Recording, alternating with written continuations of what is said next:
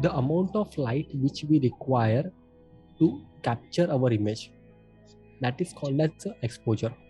जैसे अगर एलेक्स को भी मैं देखता हूँ तो एलेक्स आपका जो पूरा इमेज है वहाँ पर एक साइड से लाइट आ रही है, दूसरे साइड से थोड़ा सा शैडो है। निधि आपको अगर देखता हूँ मैं तो आपके फेस पे लाइट इनफ अवेलेबल है, लेकिन लेकिन जो बैकग्राउंड है ना वहाँ पर कोई ट्यूबलाइट होगी, उसकी वजह से वहाँ पर जो वो एरिया है ना, वो एरिया बहुत ज़्यादा ब्राइट दिखाई दे रहा है, इमेज अनइवन दिखाई दे रही है। जैसे अब अगर आप मुझे भी देखोगे तो ये जो डार्क एरिया है माइक का पूरा ब्लैक हो गया, लेकिन मेरा जो फेस है वहाँ पर आपको लाइट थोड़ा सा प्रॉपर दिखाई दे रहा है। लेकिन यहाँ पर अगर देखोगे ये वाला जो पार्ट जहाँ पर मेरा हाथ है अभी, ये बहुत ज़्यादा लेट है, मतलब बहुत ज़्यादा ब्राइट है। So again right now there is a uneven lighting situation. Okay, अब अगर देख रहे हो तो आप दिख रहे हो क्या हो रहा है, and अभी अभी आपने देखा क्या हुआ, कि वहाँ पर तो टोटल ओवरऑल इमेज डार्क हो गया। अगर आप अभी देखोगे तो इमेज थोड़ा सा आपको ब्राइट दिखाई देने लग गया, राइट।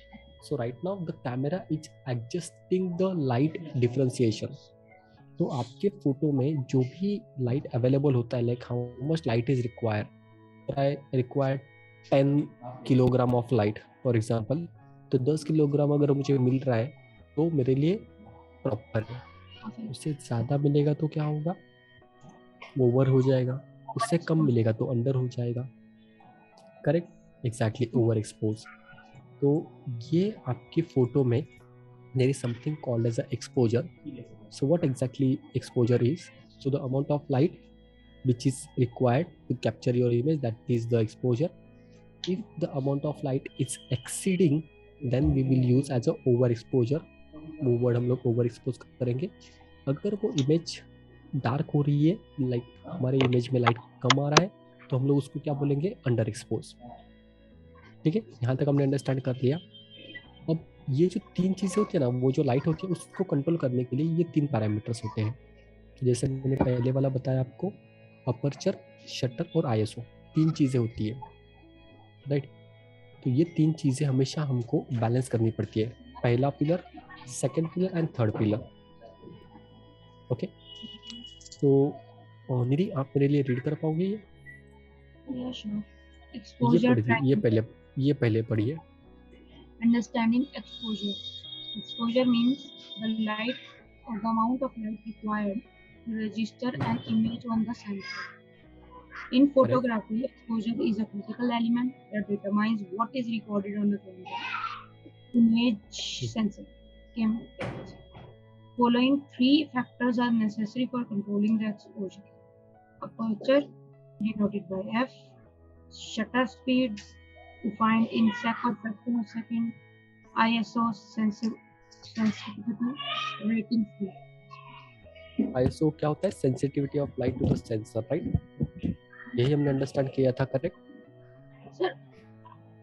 ये अपर्चर हमारा फोकल लेंथ होता है ना? अपर्चर फोकल लेंथ नहीं होता, फोकल लेंथ वो होती है जो लेंस में हम लोगों ने यूज की थी, सेंसर और जो आपका ऑप्टिकल सेंटर होता है उसके बीच का जो डिस्टेंस है वो आपका फोकल लेंथ हो गया।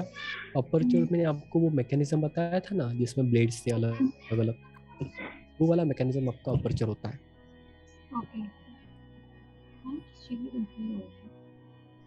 देखिए, फोकल लेंथ जो है ना वो हमेशा आपके लेंस के अंदर एंगल ऑफ व्यू को रिप्रेजेंट करेगा। अपर्चर जो है वो हमेशा ब्लेड्स को रिप्रेजेंट करेगा। अपर्चर ये वाली एलिमेंट की बात कर रहा हूँ आपने भी बोला था ना अभी फोकल लेंथ, अपर्चर और आईएसओ का था, वो किस चीज में था?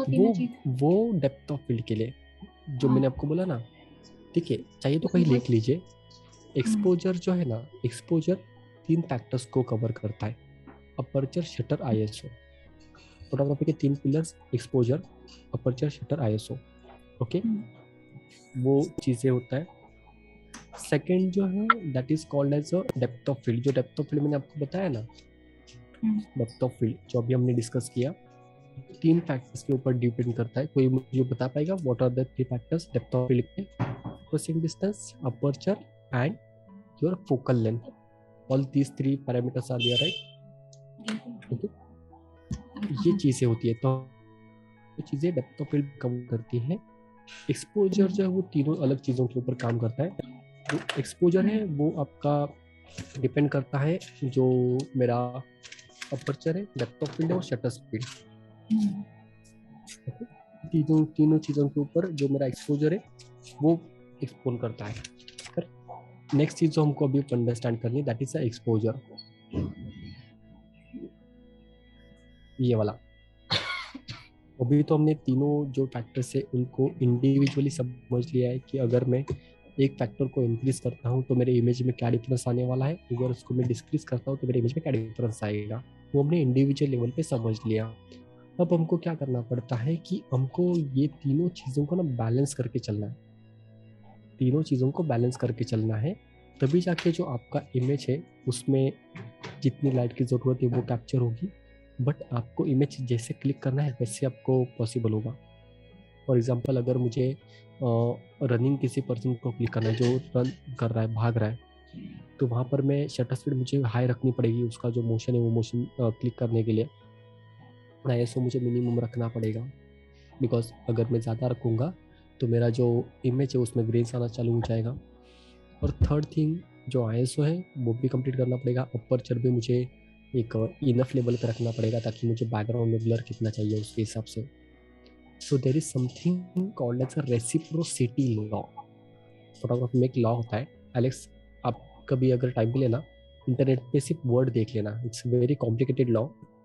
Don't worry, I am not going to teach right now that law to you, but just understand कीजिए कि एक चीज़ को हासिल करने के कई सारे तरीके होते हैं. वैसे ही ये जो एक्सपोजर है इसको बैलेंस करने के लिए वो रेसिप्रोसिटी लॉ जो है ना वो आपको हेल्प करता है. वो लॉ क्या बोलता है कि आप एक इमेज को 3 अलग अलग पैरामीटर्स के साथ क्लिक कर सकते हो. तो हमको फोटोग्राफी में जो मैं बोला था ना तीनों पिलर्स समझने, तो वो जो तीनों पिलर्स है वो तीनों पिलर्स इसीलिए हमको समझने हैं क्योंकि आपका सब्जेक्ट क्या क्लिक कर रहे हो उसके हिसाब से आपका शटर स्पीड और अपर्चर डिस्कस होने वाला है, डिसाइड होने वाला है. ISO जो है वो आपको डिसाइड करना है कि how much amount of range you want in your final image.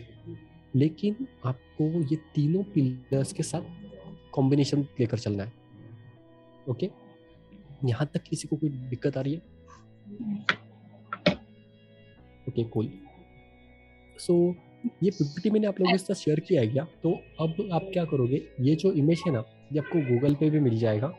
इस इमेज को आपको प्रिंट आउट निकालना है. A4 साइज पे निकालिए या उससे अगर बड़े पेपर पे आप निकाल सकते हो तो प्लीज़ निकाल लीजिएगा. इसको आपको जहाँ पर भी आप ज़्यादा टाइम स्पेंड करते हो, लाइक जैसे आपका टेबल पे आपका वर्किंग टेबल है वहाँ पर आप ज़्यादा तो समय लाइफ मतलब ऑफिस में बिताते हो, तो वहाँ पर आपको स्टिक करना है. और डेली दिन में जितनी बार भी आपको पॉसिबल होता है उतनी बार आपको इसको देखना है. बिकॉज क्या होता है कि हमको तीनों चीज़ें इंडिविजुअली पता है कि ये फंक्शन इस प्रकार से काम करता है, बट उन तीनों को जब आप कंबाइन लेकर चलोगे तो वो आपको मतलब आप भूलते रहोगे बार बार. सो उसके लिए ये मुझे जो चीज़ें ये तीनों चीज़ों को बैलेंस लेकर चलना है. तो आपको पता होना चाहिए कि अगर मैं अपर्चर 16 पे रख रहा हूँ तो एग्जैक्टली मेरे इमेज में क्या डिफरेंस आएगा. अगर अपर्चर मेरा 1/8000 अगर है या 1/1000 है तो मेरे इमेज में क्या डिफरेंस आने वाला है, या फिर ISO अगर 3200 है तो क्या डिफरेंस होगा. तो जैसे ही आप नंबर चेंज करोगे ना आपको फटाक से क्लिक होगा कि ये जो इमेज है इस इमेज में ये अगर मैं सेटिंग चेंज करता हूँ तो मुझे ये इफेक्ट मिलने वाला है. करेक्ट. ये इमेज आप लोगों को स्लाइड नंबर 61 है, ये आपको स्लाइड प्रिंट करना है. And we will be having this, मतलब इसका प्रिंट आउट हम लोग हमेशा साथ में रखेंगे.